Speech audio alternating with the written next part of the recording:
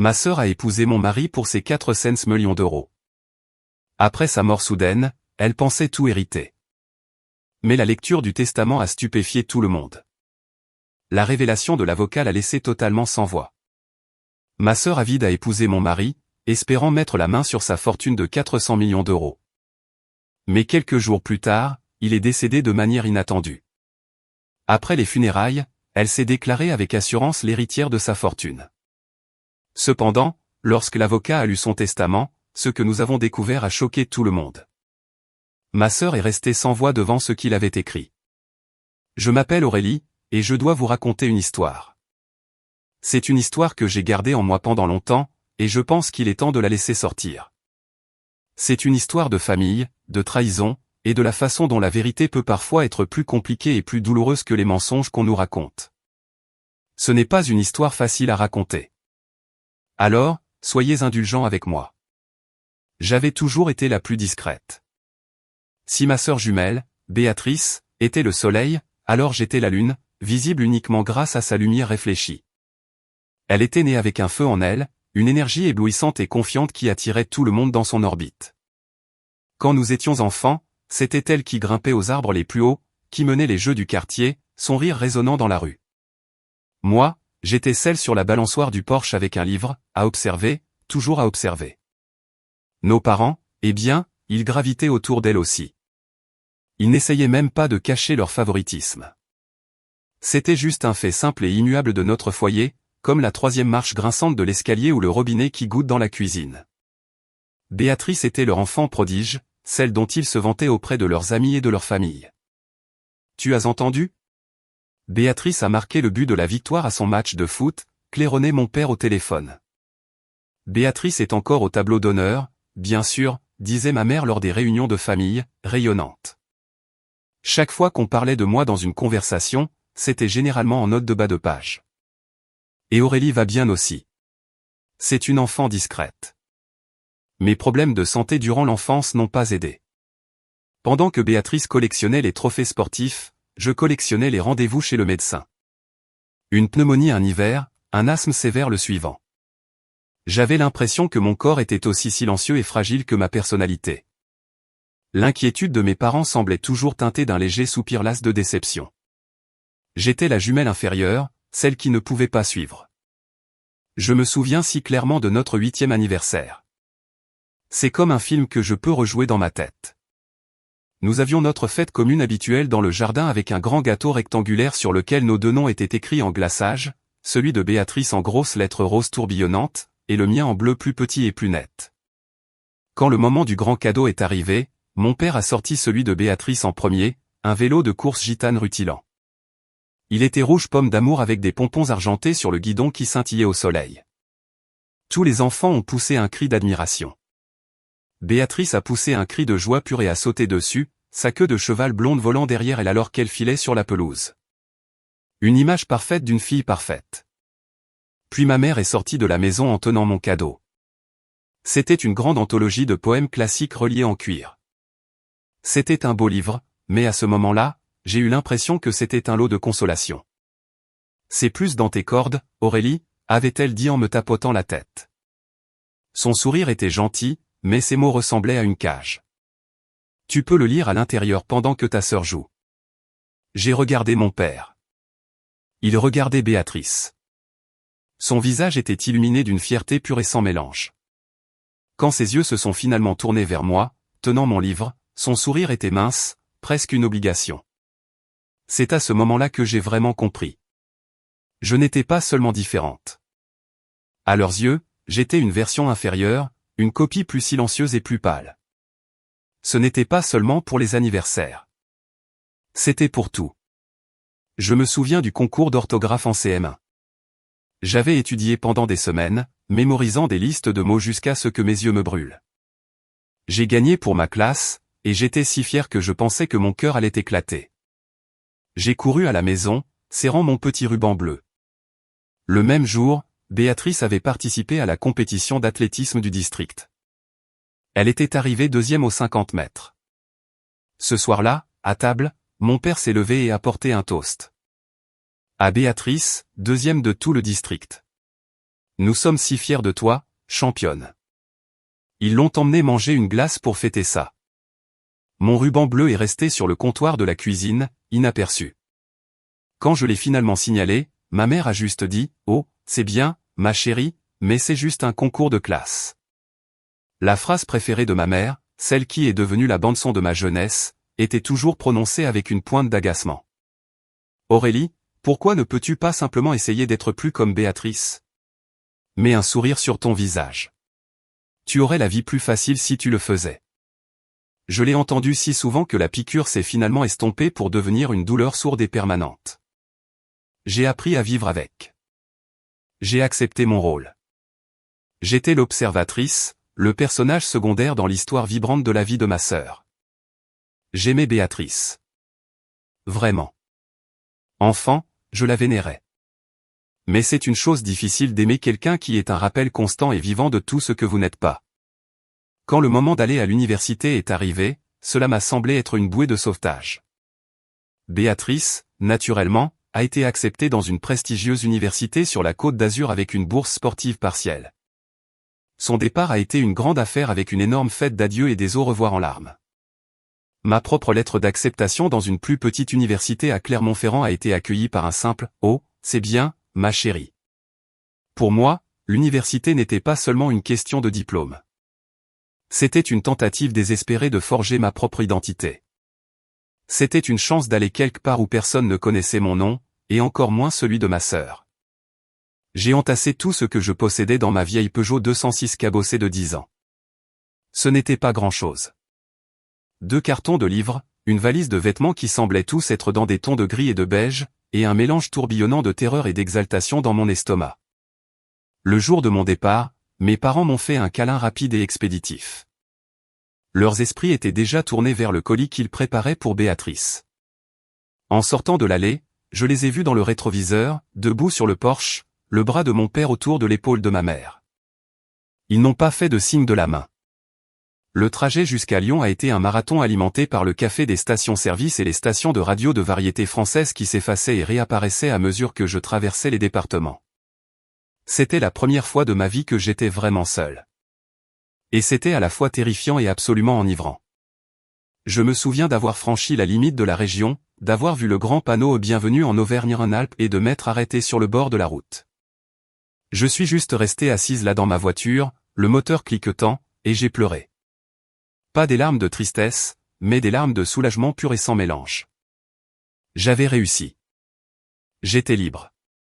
La recherche d'appartements a été une expérience humiliante. J'ai visité des endroits miteux et sombres avec une odeur de cigarette froide incrustée dans les murs. J'ai finalement opté pour un appartement au 3e étage sans ascenseur dans un immeuble bruyant avec une bonne lumière et des murs de la couleur du thé léger. Le propriétaire, un homme nommé Monsieur Dubois avec un froncement de sourcils permanent, m'a tendu les clés en grognant. La première nuit dans cet appartement vide a été l'une des plus longues de ma vie. Le silence était une chose physique, me pressant de tous côtés. J'ai commandé une pizza que je n'ai pas pu manger et je suis resté assise par terre à regarder les phares des voitures qui passaient dessiner des rayures sur le plafond, me demandant si j'avais fait une terrible erreur irréversible. Mais ensuite, j'ai commencé mes cours pour devenir enseignante. Et lentement, péniblement, j'ai commencé à construire une vie à Lyon. Je n'étais pas la sœur silencieuse de Béatrice. J'étais juste Aurélie. J'étais la fille qui avait toujours ses notes en ordre, celle sur qui on pouvait compter pour un groupe d'études. Je me suis fait quelques amis, des liens timides au début, autour des manuels et du café. Et quand j'ai commencé mon stage d'enseignement, j'ai trouvé ma vocation. Les enfants, avec leur honnêteté brute et non filtrée, se fichaient que je sois extraverti ou populaire. Ils se souciaient que je sois gentille. Ils se souciaient que j'écoute. Ils se souciaient que je puisse leur montrer la magie de transformer des lettres sur une page en histoire dans leur tête. Je n'oublierai jamais la première fois qu'une de mes élèves, une petite fille timide nommée Marie, m'a écrit un mot qui disait « Vous êtes la meilleure maîtresse ». J'ai plié ce morceau de papier et je l'ai gardé dans mon portefeuille pendant des années. C'était le premier trophée que j'avais jamais gagné. Après mon diplôme, j'ai décroché un poste d'enseignante à temps plein dans une merveilleuse école primaire d'une banlieue tranquille de Lyon. La vie s'est installée dans un rythme doux et prévisible. C'était une petite vie, une vie simple, mais c'était la mienne. Et puis Arthur est arrivé et a transformé ma petite vie simple en quelque chose de magnifique. Je l'ai rencontrée par l'intermédiaire d'une amie du travail. Elle essayait de me caser depuis des mois, et j'avais toujours poliment refusé. L'idée de sortir avec quelqu'un était terrifiante, mais elle était persistante. C'est un homme bien, Aurélie. Calme, comme toi. Il s'appelait Arthur, et il était agent immobilier. Notre premier rendez-vous a eu lieu dans un petit restaurant italien de quartier, du genre avec des nappes à carreaux et des bouteilles de Chianti comme bougeoir. J'étais si nerveuse que j'ai renversé mon verre d'eau dans les 5 premières minutes. J'étais mortifié, mais Arthur a juste ri, d'un son chaud et facile, et m'a aidé à éponger avec une serviette. Il avait une façon de vous mettre à l'aise. Il n'était pas comme les hommes bruyants et fanfarons avec qui Béatrice sortait toujours. Il était calme, observateur, et il avait les yeux les plus gentils que j'ai jamais vus. Il avait cette chaleur tranquille qui attirait les gens sans exiger l'attention. J'ai passé la majeure partie du dîner à parler de mes élèves, à divaguer sur les plans de cours et les drames de la cour de récréation. J'étais sûr de l'ennuyer à mourir, mais il n'a jamais eu l'air de s'ennuyer. Il écoutait. Vraiment écoutait, hochant la tête et posant des questions réfléchies. Alors, quel livre lisez-vous avec eux en ce moment, demandait-il. Ou, quelle est la chose la plus drôle qu'un élève ait dite cette semaine? Vers la fin de la soirée, alors que nous attendions l'addition, il m'a regardé de l'autre côté de la table, son regard si direct qu'il a fait battre mon cœur. Vous savez, dit-il doucement, vous parlez de ces enfants avec tellement d'amour. C'est vraiment quelque chose de spécial. Il a fait une pause, puis a ajouté, vous êtes différente. Dans le bon sens du terme, le genre de différence qui vous marque. Ces mots étaient comme de l'eau sur une terre desséchée. Personne n'avait jamais qualifié mon calme de paisible. On le qualifiait de timide, de renfermé, d'asocial. Mais Arthur y voyait une force. Il me voyait. Nous sommes sortis ensemble pendant 2 ans avant de nous marier. Notre cour a été aussi calme et douce que lui. Nous faisions de longues promenades dans le parc, cuisinions ensemble et passions des heures à simplement parler. Il m'a demandé en mariage un mardi soir pluvieux. Nous étions dans notre petit appartement confortable, blottis sur le canapé, à écouter la pluie crépiter contre la fenêtre. Il n'avait pas préparé mon dîner préféré ni planifié un grand geste. Il s'est juste tourné vers moi, a pris ma main, et ses yeux étaient pleins d'un amour sincère et débordant. Aurélie, commença-t-il, la voix un peu épaisse. Je n'ai jamais su qu'une vie pouvait être aussi paisible. Je n'ai jamais su que je pouvais être aussi heureux. Je ne veux pas passer un seul jour sans ça. Veux-tu m'épouser? Il a sorti une petite boîte. À l'intérieur se trouvait une bague simple et élégante qui était plus belle pour moi que n'importe quel diamant à accent grave-l'œil que les petits amis de Béatrice lui aient jamais acheté. Des larmes coulaient sur mon visage alors que je disais oui. C'étaient des larmes de joie, pures et simples. Pour la première fois de ma vie, je me sentais complètement et entièrement choisi. Notre vie ensemble n'était pas un conte de fées, mais elle était réelle et elle était belle. Son emploi stable et mon salaire d'enseignante étaient suffisants pour verser la compte sur un petit mais charmant pavillon dans un quartier avec de grands chênes. Nous avons passé notre première année dans cette maison à nous l'approprier. Nous avons peint les murs en jaune pâle, planté un jardin à l'arrière et écumé les brocantes pour trouver des meubles qui avaient du caractère. Arthur était étonnamment bricoleur. Je me souviens d'un samedi où nous avons passé toute la journée à assembler une bibliothèque, riant alors que nous n'arrêtions pas de mettre les étagères à l'envers. Cette bibliothèque, aussi bancale qu'elle soit, est devenue mon meuble préféré. Notre vie était bâtie sur de petits rituels heureux. Le petit déjeuner du samedi matin au petit bistrot du coin, où la serveuse, une femme nommée Flo, nous appelait toujours les tourtereaux. Le dimanche après-midi passé à lire côte à côte sur le canapé. Nous n'avons jamais eu d'enfants. Après quelques années d'essai, nous avons accepté que ce n'était pas notre destin, et nous avons trouvé le contentement dans notre vie à deux. Notre maison était calme, remplie de livres, de l'odeur du café d'Arthur le matin, et d'un profond sentiment de paix durable. Arthur était mon plus grand supporter. Il croyait en moi plus que je ne croyais en moi-même. Quand on m'a offert une petite promotion au poste d'enseignante principale pour mon niveau, j'étais terrifié par la responsabilité supplémentaire. Arthur s'est assis avec moi pendant des heures à faire des listes de toutes les raisons pour lesquelles j'étais qualifié, me disant à quel point il était fier. Il me faisait sentir capable. Il me faisait sentir forte. Pendant ces années, mes contacts avec Béatrice étaient sporadiques. Elle était maintenant une directrice marketing de haut vol à Paris, menant une vie qui semblait à des années-lumière de la mienne. Elle appelait tous les quelques mois, généralement quand elle avait quelque chose de nouveau à se vanter. « Oh, Aurélie, tu ne devineras jamais, disait-elle, sa voix crépitant d'énergie. Mon agence vient de décrocher le contrat L'Oréal. Et mon nouveau petit ami, c'est un gestionnaire de fonds spéculatifs, il vient de m'emmener à Saint-Tropez pour le week-end. » J'écoutais, offrant des félicitations polies. « C'est merveilleux, Béatrice.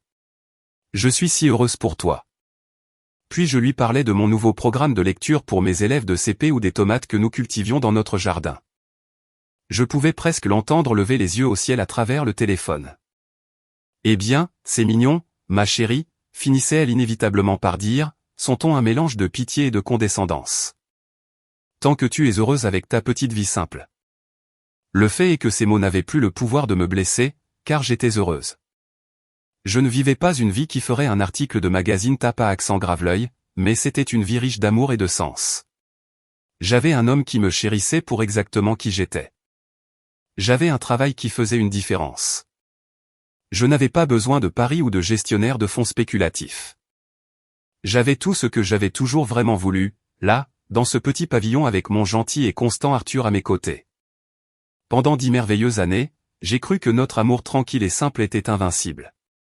Le changement, quand il est venu, a été comme la marée qui se retire lentement.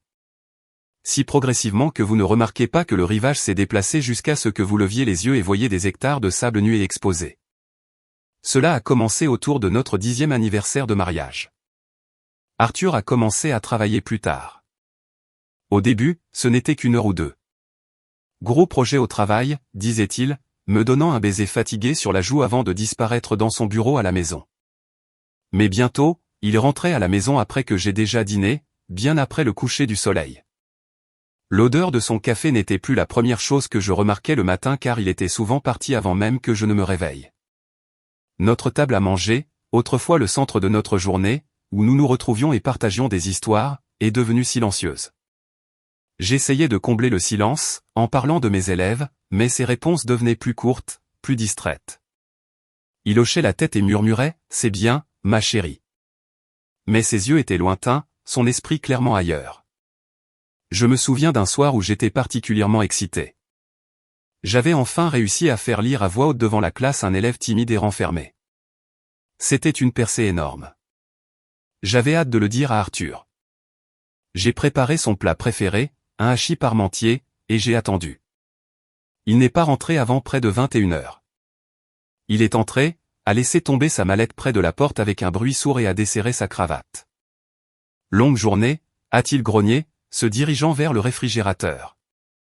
J'ai fait ton plat préféré, ai-je dit, en essayant de garder ma voix légère. Pas faim, a-t-il dit, attrapant une bière et fermant la porte. Il n'a même pas regardé la table que j'avais mise.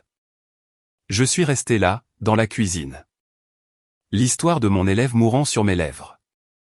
Le silence qui a suivi était lourd, rempli de choses que je ne comprenais pas. L'homme aimant et attentif que j'avais épousé était remplacé par un fantôme, un étranger poli qui partageait ma maison, mais pas ma vie. J'ai essayé de lui parler, bien sûr, d'innombrables fois. « Est-ce que tout va bien au travail, Arthur ? Tu as l'air si stressé. »« C'est juste le travail, Aurélie.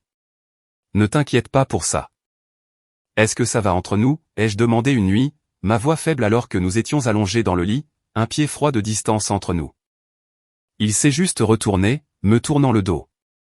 Ça va. Je suis juste fatigué. Dors. Mais ça n'allait pas. Une peur froide, un sentiment que je n'avais pas ressenti depuis mon enfance, a commencé à se réinsinuer dans ma vie. C'était le sentiment d'être invisible, d'être un problème à gérer plutôt qu'une personne à aimer. J'avais l'impression de le perdre, et je n'avais aucune idée pourquoi. La nuit où tout a volé en éclats était un jeudi. L'air dans notre maison était si épais de mots non dits qu'il semblait difficile de respirer. Arthur avait été un fantôme toute la semaine, me parlant à peine. J'avais décidé ce soir-là que j'exigerais une réponse.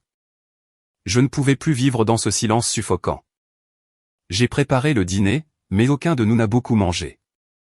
Je poussais juste un morceau de poulet dans mon assiette, l'estomac noué. Finalement, j'ai posé ma fourchette. Le léger tintement contre l'assiette en céramique a résonné comme un coup de tonnerre dans la pièce silencieuse. « Arthur, il faut qu'on parle », ai-je commencé, ma voix tremblant légèrement. Il a finalement levé les yeux de son assiette. Il a croisé mon regard, et pour la première fois depuis des mois, son regard était clair, direct et totalement froid. Il n'y avait pas de chaleur, pas d'amour, rien. C'était comme regarder un étranger. « Tu as raison », dit-il, sa voix plate et dépourvue de toute émotion. « Il le faut. » Il a pris une profonde inspiration, et les 4 mots suivants ont fait exploser ma vie. Je veux le divorce. Le monde a basculé sur son axe. L'air m'a manqué. Je suis sûr d'avoir dit quelque chose. Peut-être son nom. Peut-être un quoi. Étranglé. Mais je ne pouvais pas l'entendre par-dessus le rugissement dans mes oreilles. C'était comme un rêve, un cauchemar. Cela ne pouvait pas arriver. Pas à nous. Pas à Arthur et moi. Pourquoi, ai-je finalement réussi à murmurer, le mot écorchant ma gorge à vif. Qu'est-ce que j'ai fait? C'est fini, Aurélie, dit-il, sa voix comme de la pierre. Il ne voulait pas me donner de raison. Il a juste répété les mots comme une condamnation à mort. J'ai pris ma décision. Avant que je puisse comprendre, avant que je puisse crier ou supplier ou m'effondrer, la sonnette a retenti. Un carillon aigu et joyeux qui était si grotesquement déplacé que cela ressemblait à un son d'un autre univers. Je suis resté assise là, figée, incapable de bouger. Arthur s'est levé calmement, s'est essuyé la bouche avec sa serviette et s'est dirigé vers la porte d'entrée. J'ai entendu la serrure tourner. J'ai entendu la porte s'ouvrir. Et puis j'ai entendu le son qui allait hanter mes cauchemars pendant des mois. Le clic-clac confiant et triomphant de talons hauts sur notre parquet. Béatrice est entrée d'un pas arrogant dans notre salle à manger. Elle était une vision dans une robe rouge élégante et coûteuse. Ses cheveux étaient parfaits, son maquillage était parfait, et un large sourire prédateur était plaqué sur son visage. Elle s'est approchée directement d'Arthur, mon mari, et a passé son bras sous le sien comme si elle y avait sa place. Il ne s'est pas écarté. Il est resté là, une statue, son visage un masque vide. Béatrice m'a regardé, ses yeux balayant mes vêtements simples, mon visage stupéfait et strié de larmes. Son sourire s'est élargi, une barre cruelle et satisfaite de rouge à lèvres. « Arthur et moi allons nous marier », a-t-elle annoncé, sa voix dégoulinant d'une satisfaction suffisante qui m'a retourné l'estomac. Le sol a disparu sous mes pieds. Je me suis agrippé au bord de la table pour ne pas m'effondrer. Ma sœur, mon mari, les 2 piliers centraux de ma vie, conspirant ensemble pour me détruire. J'ai regardé du visage jubilatoire de Béatrice à celui, vide, d'Arthur, cherchant un signe que c'était une mauvaise blague, une terrible erreur. Il n'y avait rien. Puis Béatrice a de nouveau parlé, sa voix comme un doux poison, remuant le couteau dans la plaie. « Ce n'est pas une blague, Aurélie. Tu as toujours vécu dans mon ombre. Je pense qu'il est temps que tu y restes pour de bon. » Les semaines qui ont suivi sont un souvenir gris et brumeux. J'avais l'impression de regarder ma vie se dérouler pour quelqu'un d'autre, de très loin. La procédure de divorce a été brutalement efficace. Arthur voulait que ce soit fait rapidement, et je n'avais pas la volonté de me battre. Une épaisse enveloppe Kraft est arrivée par coursier le lendemain même, contenant les papiers du divorce. Son avocat, un homme à la voix froide et impersonnelle au téléphone, a expliqué les termes de l'accord. C'était généreux. Il me donnait la majorité de nos économies, plus de la moitié. À l'époque, j'ai pensé que c'était l'argent de la culpabilité. J'ai signé tout ce qu'il a mis devant moi, ma main bougeant comme un automate. Je voulais juste que ce soit fini. Le plus dur a été de quitter notre maison. Chaque objet était une mine de souvenirs. En emballant mes livres, j'ai trouvé un reçu délavé qu'il avait utilisé comme marque-page de notre premier dîner d'anniversaire de mariage. Dans le placard, j'ai trouvé le vieux sweatshirt doux à lui que je portais toujours les dimanches paresseux. Chaque objet était une nouvelle poignardée de trahison. J'ai engagé des déménageurs parce que je ne pouvais pas supporter de revoir Arthur. J'ai laissé la clé de la maison sur le comptoir de la cuisine et je suis sorti sans me retourner, laissant 10 ans de ma vie derrière moi. J'ai trouvé un petit appartement sans âme dans un grand complexe anonyme de l'autre côté de la ville.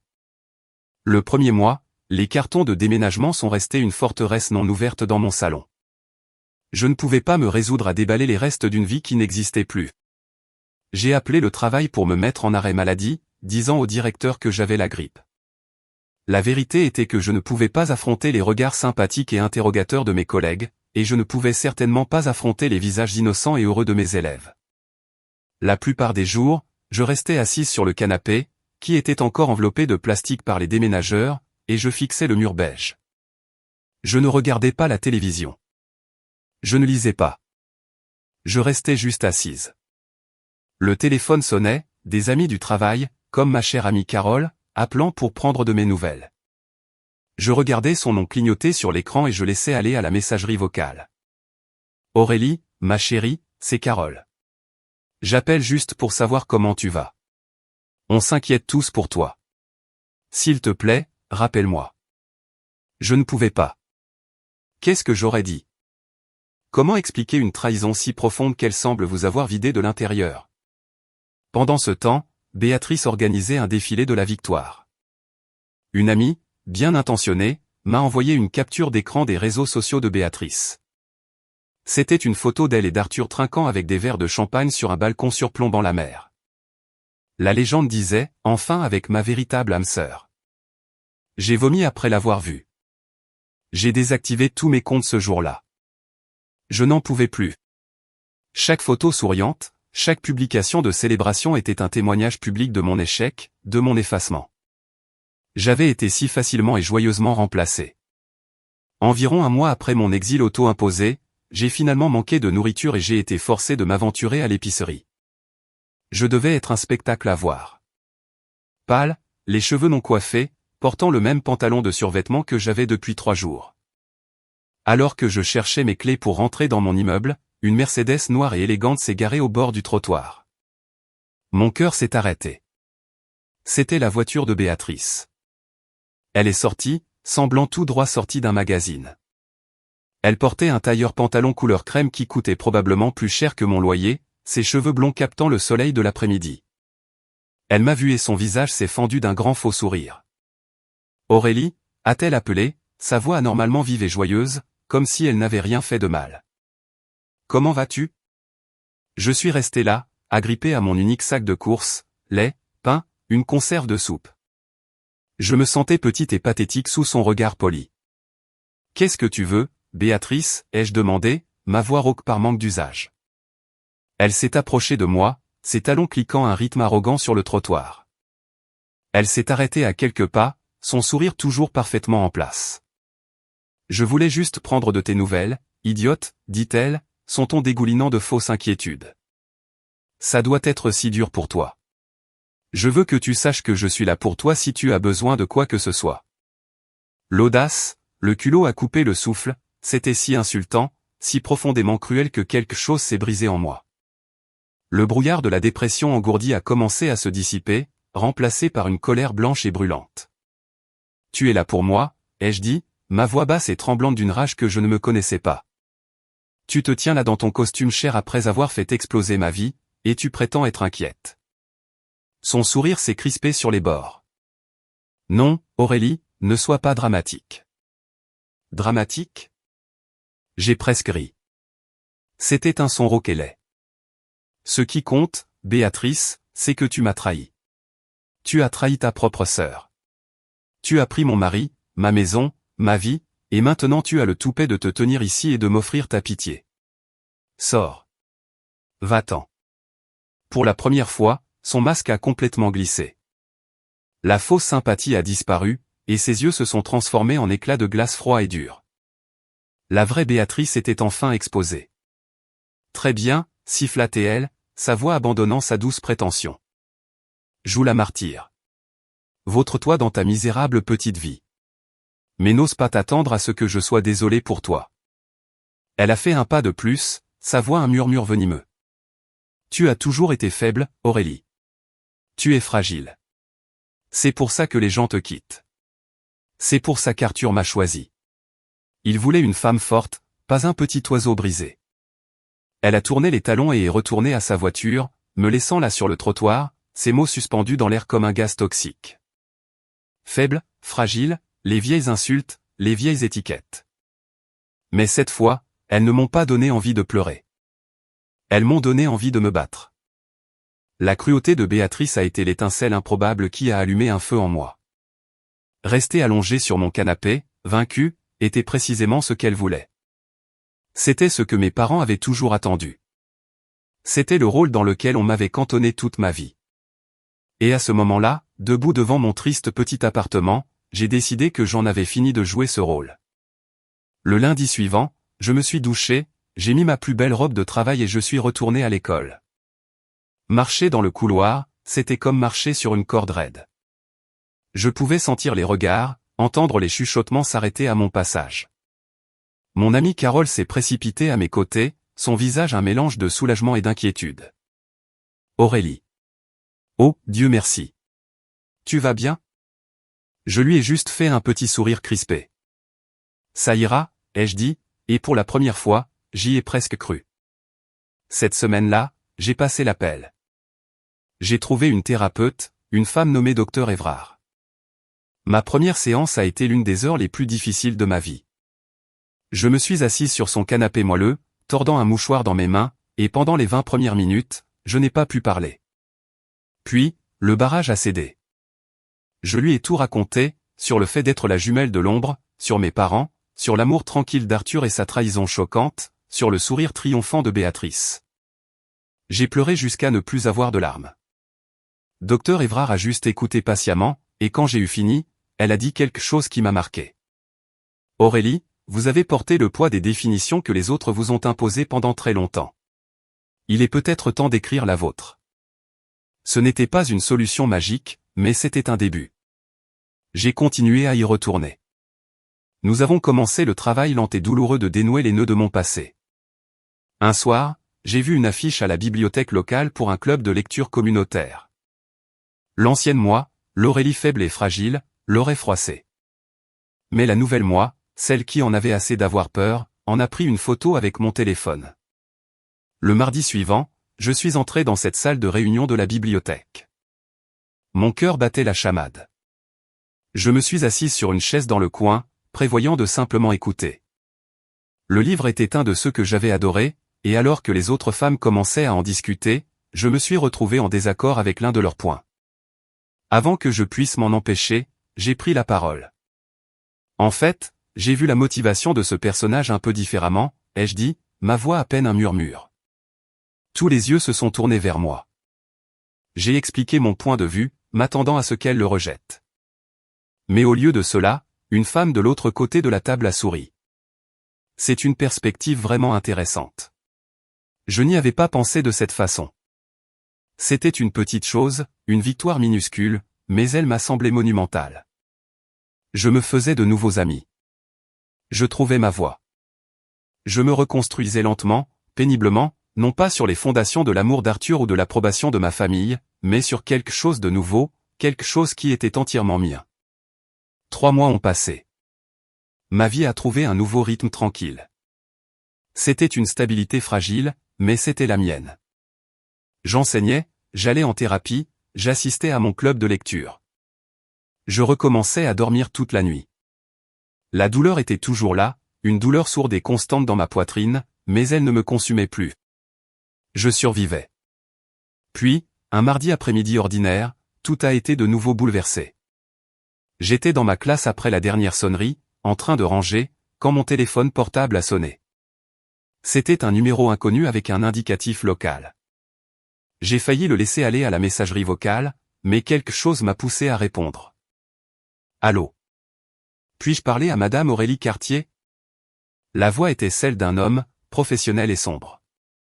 C'est elle-même, ai-je dit, un frisson d'inquiétude s'agitant en moi. Madame Cartier, je m'appelle David Alain. Je suis avocat au cabinet Alain et Associés. Je m'excuse pour cet appel non sollicité. Je vous appelle aujourd'hui concernant votre ex-mari, Arthur Janssen. Mon sang s'est glacé. Je me suis affalé sur ma chaise de bureau. Pourquoi l'avocat d'Arthur m'appellerait-il? Est-ce que tout va bien, ai-je demandé, ma voix soudainement tendue. Il y a eu une pause à l'autre bout du fil, le genre de silence lourd qui précède les terribles nouvelles. Madame Cartier, dit l'avocat, sa voix douce mais ferme. J'ai le regret de vous informer que Monsieur Johnson est décédé soudainement la nuit dernière. La salle de classe autour de moi a semblé se déformer et s'estomper. Les affiches colorées sur le mur sont devenues floues. Décédé. Arthur. Cela n'avait aucun sens. Il était jeune, en bonne santé. Quoi, ai-je soufflé, le mot un souffle d'air. Comment? Qu'est-ce qui s'est passé? Un problème cardiaque, m'a-t-on dit, a-t-il expliqué. C'était très soudain. Je suis vraiment désolé pour votre perte. Mon esprit était une tempête chaotique d'incrédulité et de confusion. Perte. Il n'était plus à moi pour que je le perde. Mais la nouvelle m'a frappé avec la force d'un coup physique. Arthur était parti. Pourquoi m'appelez-vous, ai-je balbutié. Monsieur Johnson a mis à jour son testament il y a quelques mois, peu après la finalisation de votre divorce, a dit Monsieur Alain. Il a laissé des instructions très spécifiques pour que je vous contacte directement en cas de son décès. Il y a quelques questions juridiques à discuter, mais plus important encore, il a laissé une lettre. Une lettre qu'il voulait être absolument certain qu'elle vous parvienne. Une lettre pour moi? Après tout ce temps, après tout le silence et la cruauté, il m'avait laissé une lettre. Je vois, ai-je dit, ma voix un écho creux d'elle-même. Quand puis-je venir? Nous avons fixé un rendez-vous pour le lendemain matin. J'ai raccroché le téléphone et je suis resté assise là, dans ma salle de classe vide, le soleil de fin d'après-midi filtrant à travers les stores, projetant de longues ombres sur le sol. Arthur était mort et il avait une dernière chose à me dire. Le lendemain matin semblait surréaliste. Le trajet jusqu'au bureau de l'avocat en centre-ville était un flou. Je me souviens de la circulation, des klaxons, des gens se précipitant sur les trottoirs, tout cela semblant faire partie d'un monde différent, un monde qui était encore normal. Les bureaux d'Alain et associés se trouvaient au 25e étage d'un gratte-ciel de verre étincelant. C'était le genre d'endroit qui sentait l'argent et le bois poli. Je me suis assise dans un fauteuil en cuir moelleux dans la salle d'attente, les mains si serrées sur mes genoux que mes jointures étaient blanches. Je regardais par la baie vitrée la ville tentaculaire en contrebas, me sentant petite et complètement terrifiée. Qu'aurait-il bien pu m'écrire? Des excuses? Une explication? Une dernière cruelle torsion du couteau? Après ce qui m'a semblé une éternité, un homme au visage bienveillant, la soixantaine avancée, avec des cheveux argentés et une attitude douce, est venu m'accueillir. C'était David Alain. Madame Cartier, merci d'être venue dans un délai si court, dit-il en me serrant la main. Sa poignée était ferme et rassurante. Il m'a conduite dans son bureau d'angle. Des bibliothèques tapissaient les murs du sol au plafond. Il m'a fait signe de m'asseoir dans l'un des deux fauteuils en face de son grand bureau en acajou bien rangé. S'il vous plaît, dit-il en s'asseyant lui-même. Je sais que c'est un moment difficile. Mon cœur battait contre mes côtes comme un oiseau piégé. Il a remué une petite pile de papier sur son bureau, le son crépitant dans la pièce par ailleurs silencieuse. Comme je l'ai mentionné, commença-t-il, sa voix douce. Arthur a apporté des modifications très spécifiques à son testament. Nous pouvons passer en revue les détails juridiques et financiers de la succession sous peu, mais il était catégorique sur une chose par-dessus tout. Il a ouvert un tiroir et en a sorti une simple enveloppe blanche. Il l'a fait glisser sur la surface polie du bureau jusqu'à ce qu'elle s'arrête juste devant moi. Mon nom, Aurélie, était écrit sur le devant. C'était l'écriture d'Arthur. Nette, familière, la même écriture qui avait rempli les cartes d'anniversaire et les mots d'amour qu'il m'avait donnés pendant plus d'une décennie. Il a insisté pour que vous receviez ceci avant que quoi que ce soit d'autre ne soit discuté, a déclaré Monsieur Alain. Sa dernière lettre pour vous. Prenez tout le temps dont vous avez besoin. Je l'ai juste fixée. L'enveloppe semblait pulser de sa propre vie. Mes mains tremblaient alors que je la prenais. Le papier semblait frais et lourd dans ma main. Un instant, je n'ai pas pu me résoudre à l'ouvrir. J'étais terrifié par ce qu'il y avait à l'intérieur, mais je savais que je devais le faire. Je devais savoir. Lentement, avec des doigts tremblants, j'ai déchiré le sceau et déplié la seule feuille de papier à l'intérieur. Les mots étaient écrits de la main familière d'Arthur, bien que les lettres semblaient un peu plus tremblantes que dans mes souvenirs. J'ai pris une profonde inspiration saccadée et j'ai commencé à lire. Chère Aurélie, si tu lis ceci, cela signifie que mon temps est écoulé. Il y a 1000 choses que je veux dire, 1000 excuses que je te dois, mais je n'ai pas le temps pour 1000. Je n'ai que le temps pour la vérité. Alors, je commencerai par le plus important. Je suis tellement désolé. Je sais que ce que j'ai fait semble monstrueux, impardonnable, mais j'ai besoin que tu me croies quand je te dis que chaque chose cruelle que j'ai faite, chaque mensonge que j'ai dit, je l'ai fait pour te protéger. J'ai dû m'arrêter et relire cette ligne. Me protéger? Mon souffle s'est bloqué dans ma gorge. Me protéger de quoi? J'ai forcé mes yeux brouillés à se concentrer à nouveau sur la page. Il y a 6 mois, je suis allé chez le médecin pour ce que je pensais être de simples brûlures d'estomac persistantes. Ce n'était pas ça. C'était mon cœur. On m'a diagnostiqué une cardiomyopathie, une maladie en phase terminale. Les médecins ont été directs. Ils m'ont donné 1 an, peut-être moins si je n'avais pas de chance. Mon monde s'est effondré dans cette petite salle d'examen stérile. Ma première pensée, ma seule pensée, a été pour toi. Comment pouvais-je te quitter? Comment pouvais-je t'imposer le fardeau de me regarder devenir de plus en plus faible? Mais ensuite, une pensée plus pratique, plus terrifiante m'a frappé. Que adviendrait-il de toi après mon départ? Surtout avec Béatrice dans le tableau.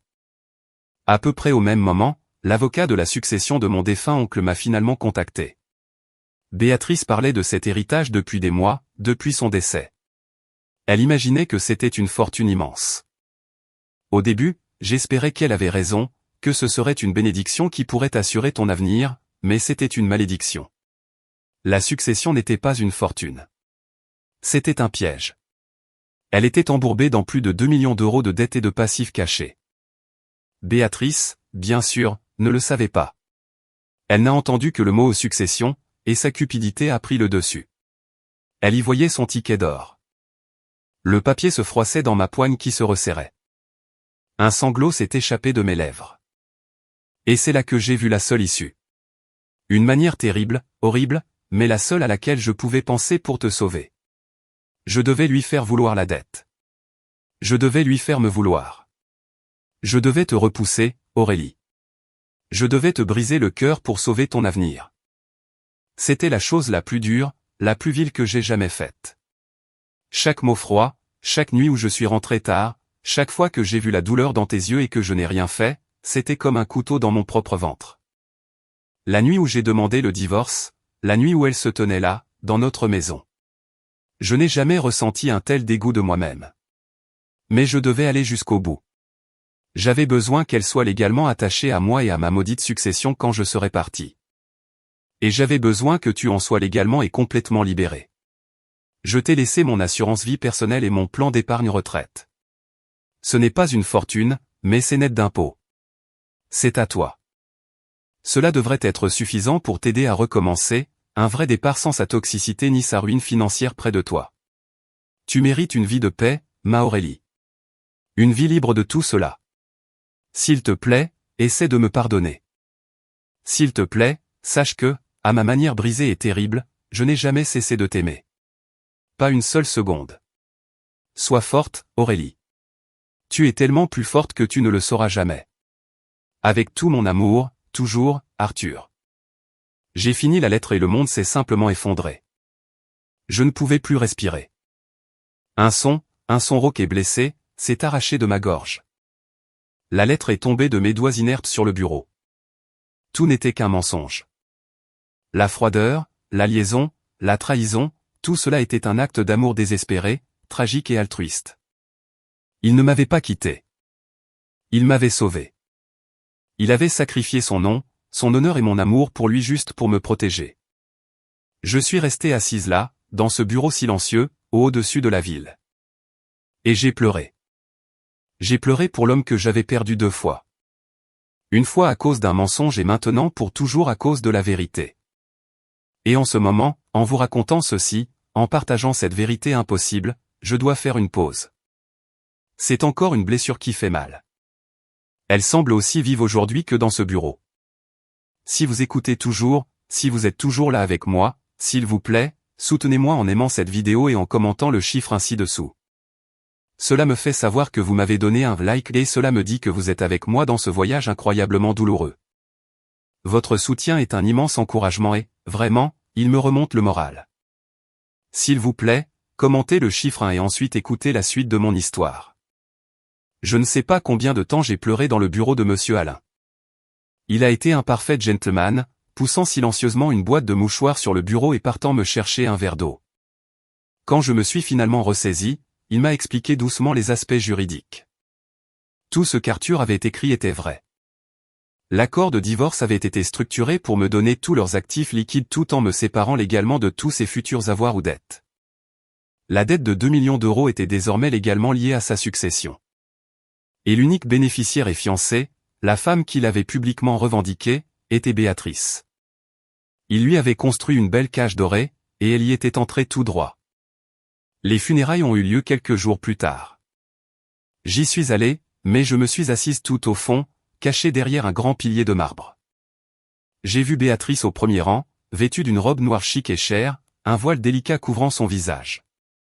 Elle était l'image de la fiancée éplorée. Elle tamponnait ses yeux avec un mouchoir, s'appuyant sur le bras d'un de ses riches amis. Elle n'avait aucune idée. Elle pleurait l'homme qu'elle pensait l'avoir rendu multimillionnaire, complètement inconsciente qu'il l'avait en fait rendu responsable d'une montagne de dettes. En regardant sa performance, je n'ai ressenti ni colère ni même tristesse. Pour la première fois de ma vie, en ce qui concerne Béatrice, je n'ai ressenti qu'une profonde et vide pitié. Elle avait passé toute sa vie à courir après des choses brillantes et impressionnantes, l'argent, le statut, les maris des autres, et tout cela l'avait conduite à ça, une place au premier rang d'un mensonge. La lettre d'Arthur m'avait fait un cadeau étrange et doux amer. Elle avait recadré toute ma vie. Je n'étais pas la faible qui avait été abandonnée. J'étais celle qui avait été protégée. J'étais celle qui avait été aimée. L'argent de l'assurance vie et du fonds de retraite d'Arthur, son véritable héritage pour moi, est apparu sur mon compte en banque quelques semaines plus tard. Regarder le chiffre sur l'écran semblait surréaliste. Ce n'était pas un gain au loto. C'était le prix de son chagrin et du mien. Mais je savais ce que je devais en faire. Je devais honorer son sacrifice. Je devais vivre, et bien vivre. Mon premier acte a été de commencer à chercher une maison. Mon petit appartement avait rempli son rôle de bunker. Mais maintenant, j'avais besoin d'un foyer. J'ai trouvé un petit pavillon dans une rue calme et bordée d'arbres, un peu comme celui que nous avions partagé avec Arthur, mais celui-ci était plus petit, plus douillet. Il avait un grand jardin à l'arrière, parfait pour un potager. J'ai fait une offre et elle a été acceptée. C'est à peu près à ce moment-là que les appels de Béatrice ont commencé. Le premier, je l'ai manqué. Elle a laissé un message vocal sec et agacé. Aurélie, c'est moi. L'avocat de la succession est très confus. Rappelle-moi. Je l'ai ignoré. Quelques jours plus tard, un autre appel. Un autre message vocal. Celui-ci plus tendu. Aurélie, où es-tu? Il parle de créanciers, d'hypothèques. C'est ridicule. Arthur était riche. Appelle-moi. Puis les SMS ont commencé, un barrage frénétique. Ils disent que la succession est insolvable. Ce doit être une sorte d'erreur. Tu dois savoir quelque chose. Finalement, un après-midi, alors que je faisais des cartons dans mon appartement pour le déménagement dans ma nouvelle maison, un email d'elle est arrivé. L'objet était juste mon nom, Aurélie. Le message était court. Il faut qu'on parle. Appelle-moi. Je suis ta sœur. La phrase qu'elle avait utilisée toute ma vie pour exiger ma conformité, mon silence, ma déférence. L'ancienne Aurélie aurait ressenti une pointe de culpabilité. L'ancienne Aurélie l'aurait rappelé, aurait essayé d'aider, d'arranger les choses. Mais l'ancienne Aurélie était partie. Le dernier cadeau d'Arthur pour moi n'était pas seulement l'argent. C'était la vérité. Il m'avait montré de la manière la plus douloureuse qui soit qui était vraiment ma sœur. D'une main ferme, j'ai déplacé mon curseur sur l'email. Je l'ai glissé dans l'icône de la corbeille. Et puis j'ai vidé la corbeille. Le dernier lien était coupé. Son chaos était le sien. Cela n'avait plus rien à voir avec moi. Cela fait maintenant 1 an depuis ce jour dans le bureau de l'avocat. J'écris ceci depuis la véranda de ma nouvelle maison. Mon jardin est florissant.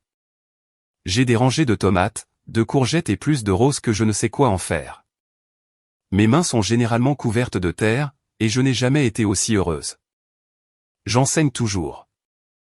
Mes élèves sont toujours la partie la plus brillante de ma journée. Je vais toujours à mon club de lecture le mardi, et les femmes là-bas sont devenues ma famille. Mon amie Carole vient dîner tous les vendredis. Nous buvons du vin et parlons pendant des heures. Ma vie est calme. Elle est simple et elle est entièrement, merveilleusement la mienne. Je ne suis pas la même femme qu'avant. La douleur du passé m'a changé. Elle a creusé de nouvelles rides sur mon visage, mais elle a aussi gravé une nouvelle force dans mon âme. J'ai commencé à faire des choses dont l'ancienne Aurélie aurait eu peur. J'ai rejoint un groupe de randonnée et le mois dernier, je me suis tenu au sommet d'une montagne et j'ai regardé le monde en me sentant glorieusement, incroyablement petite et puissante à la fois. La lettre d'Arthur reste avec moi, rangée dans une petite boîte en bois dans mon placard. C'est un rappel de la complexité de l'amour et du sacrifice, des façons dont les gens peuvent à la fois nous blesser et nous guérir.